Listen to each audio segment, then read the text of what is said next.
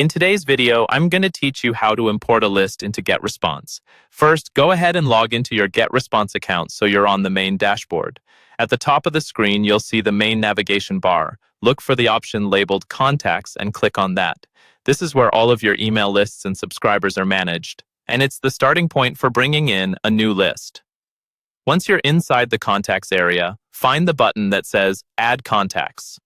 Click that to open the Contact Import options. This is where you tell Getresponse how you want to bring people into your account.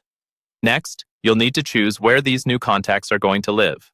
You'll see a drop-down menu where you can select your target list. Click the drop-down and pick the list you want to add these contacts to.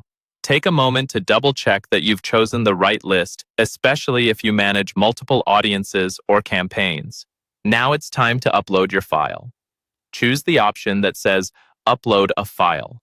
You can either drag and drop your CSV or XLSX file into the upload area, or click to browse and select it from your computer. Make sure your file is clean and organized before this step. Each column should have a clear header, like email, first name, or last name, and there shouldn't be any extra formatting or notes in the file.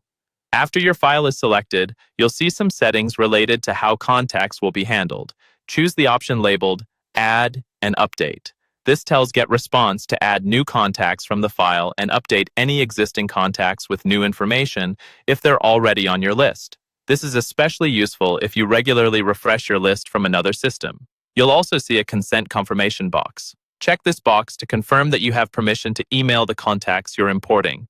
This is important for compliance and deliverability, so only import people who have actually agreed to hear from you. When you're ready, click Next. Getresponse will show you a field mapping screen. Here, you need to make sure each column from your file is matched to the correct field in Getresponse, like mapping the email column to email and the name column to name. Once everything looks correct, click Import to start the process.